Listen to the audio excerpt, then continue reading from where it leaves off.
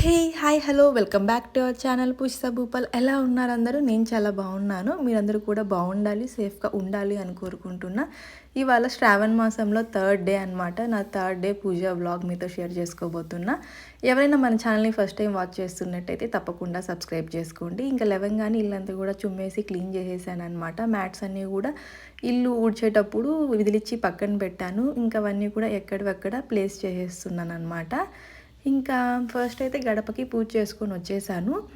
నిన్న దేవుడి దగ్గర లక్ష్మీదేవి అమ్మవారి దగ్గర లెమన్ పెట్టాను కదా, ఇంటి గుమ్మానికి కట్టాలి అని. ఇంకా అదైతే నీట్గా ఇలా రెడ్ కలర్ క్లాత్లో అయితే డబ్బు పెట్టి నిమ్మకాయ పెట్టి నీట్గా ఫోల్డ్ చేసి ఒక ముడి టై చేసుకొని గుమ్మానికి అయితే తగిలియాలన్నమాట. ఇలా ఇప్పుడే కాదు, నేను పాతింట్లో ఉన్నప్పుడు ఇలా చేసేదాన్ని అనమాట. వేరే వాళ్ళు చెప్పారు. అండ్ అమావాస్యకి చేంజ్ చెయ్యి అన్నారనమాట. నాకు మొన్న సండే అమావాస్య రోజు కుదరలేదు, అందుకని చెప్పి ఇవాళ ఇలా చేస్తున్నా. నార్మల్గా టెంపుల్కి వెళ్ళి అక్కడ అమ్మవారి దగ్గర నిమ్మకాయ అలా పెట్టుకొని తీసుకువచ్చేదాన్ని. ఇవాళ అయితే ఇంట్లోనే పెట్టుకున్నాను అనమాట.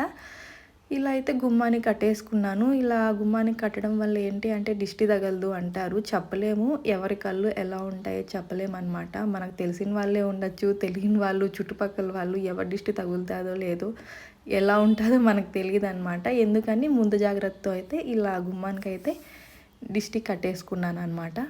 ఇంకా పూజ కోసం అని చెప్పి వాళ్ళైతే తులసి రెమ్మలు అయితే కోసుకుంటున్నా.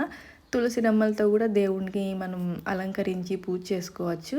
సో ఇంటి దగ్గర ఉన్నాయి కదా, రోజు పూలే ఎందుకు అని చెప్పి పూలతో పాటు ఇలా తులసి అయితే ఫ్రెష్గా కోసుకొని ఇవాళ పూజకి అయితే కోసుకువచ్చానమాట.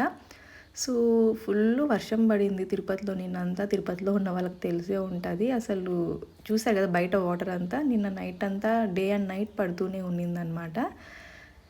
సో ఇంకా తులసి రెమ్మలు అన్నీ కూడా నీట్గా వాష్ చేసుకొని ఒక ప్లేట్లో అయితే తీసుకుంటున్నాను.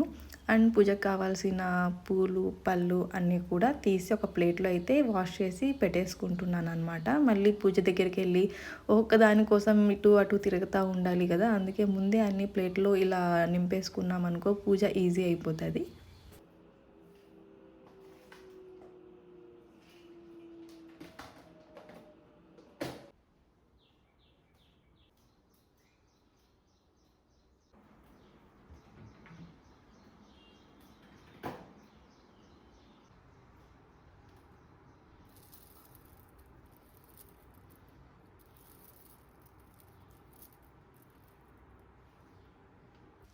నిన్న ఇంట్లో పూజ అంతా కంప్లీట్ చేసుకొని బొందాలమ్మ టెంపుల్కి వెళ్ళా అని నేను నిన్న పూజా వ్లాగ్లో చెప్పాను కదా.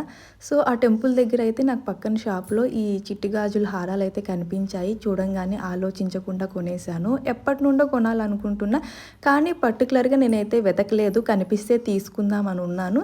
ఇవాళ కనిపించగానే ఈ గ్రీన్ కలర్ చిట్టి బ్యాంగిల్స్ అయితే తీసుకున్నాను అనమాట. ఈ హారంలో 108 బ్యాంగిల్స్తో ఇలా హారం చేశారు. ప్రైస్ 50 రూపీస్ నాకు రీజనబుల్ అనిపించింది. ఎవరైనా ఇలా చిట్టి గాజులతో ఇలా హారం చేసి కావాలి అనుకుంటే అక్కడ బొంతాలమ్మ టెంపుల్ దగ్గర ఉన్నాయి. దగ్గరలో ఉన్న వాళ్ళైతే వెళ్ళి తీసుకోండి. Colours green, yellow, red, black ఉన్నాయన్నమాట. నేను గ్రీన్ కలర్ హారం తీసుకున్నా.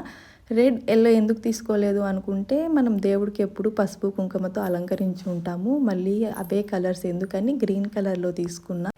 ఎప్పటి నుండో ఇలా చిట్టి బ్యాంగిల్స్తో హారం తీసుకోవాలి అనుకున్నాను, కానీ నిన్నైతే అనుకోకుండా కనిపించాయి. తీసేసుకొని ఇంటికైతే తీసుకొని వచ్చి ఇవాళ అమ్మవారికి అలంకరించానమాట. ఏది కూడా మనం అనుకున్నప్పుడు కాదు, టైం వస్తే అదే వస్తుంది అని పెద్దవాళ్ళు చెప్తూ ఉంటారు కదా, దానికి పర్ఫెక్ట్ ఎగ్జాంపుల్ ఇది. సో నేను చెప్పేది ఏంటి అంటే అందరికీ కూడా మనం ఏ పని చేస్తున్నా ఇష్టంగా చేస్తూ ఉండాలి. సో దీనికోసమే నేను చేస్తున్నా అన్నట్టు చేయకూడదు. మనం ఇష్టపడి మనం చేసే పని చేస్తూ ఉంటే మనకి ఏ టైంలో ఏది రావాలో అదే వస్తుంది అనమాట. అండ్ ఈ శ్రావణ మాసంలో అమ్మవారికి ఇలా చిట్టి బ్యాంగిల్స్తో హారం కానివ్వండి, ముత్యాల హారం, కాయిన్స్ హారం, పసుపు కొమ్ము హారం, ఇలా హారాలతో కానీ అమ్మవారిని అలంకరించామనుకోండి, అమ్మవారికి చాలా ఇష్టం. మన ఇంట్లో తిష్ట వేసుకొని కూర్చుంటుంది, అష్టైశ్వర్యాలు ఉంటాయన్నమాట. ప్రెజెంట్ డేస్ ఐశ్వర్యం అంటే డబ్బు ఒకటే కాదు, ఆరోగ్యం కూడా, అది గుర్తుపెట్టుకోండి. ఇంకా నాకైతే అనుకోకుండా ఇలా హారం అయితే దొరికింది. నేను కొనుక్కొని వచ్చాను. ఇలానే చేయాలని కాదు, పూలు ఉంటే పూలతో కూడా అలంకరించుకోవచ్చు. సో మనకి ఏదన్నా అవైలబుల్లో ఉంది, మనం కొనుక్కోగలము అన్నప్పుడే కొనుక్కోవాలి. సో వాళ్ళు కొనుక్కొచ్చి ఇలా చేశారు, వాళ్ళు ఇలా డెకరేట్ చేశారు, అలాన్నీ కూడా మనం ఒకరిని చూసి చేయకూడదు. మనం చేసే పూజని ఇష్టంగా చేసామనుకోండి, దేవుడు కూడా ఇష్టంగా మన ఇంటికి వస్తారనమాట. సో ఇవాళ అయితే పూజ ఇలా కంప్లీట్ చేసుకున్నాను ఇవాళ మార్నింగ్. అండ్ ఇవాళ టెంపుల్కి కూడా ఏం వెళ్ళట్లేదు, చెప్పాను కదా నిన్నటి నుంచి వర్షం పడుతూనే ఉంది. అండ్ ఇప్పుడు వర్షం లేదు కానీ ఫుల్ క్లౌడీగా ఉందన్నమాట. ఇంకా పాపని తీసుకెళ్ళాలంటే కష్టం. అండ్ పాపని ఇంట్లో పెట్టి అయితే వెళ్ళలేం కదా, ఎందుకని చెప్పి ఇవాళ అయితే టెంపుల్కి డౌటే వెళ్తామో లేదో అని. అండ్ ఇదైతే ఇవాళ నా పూజ బ్లాగ్ అనమాట.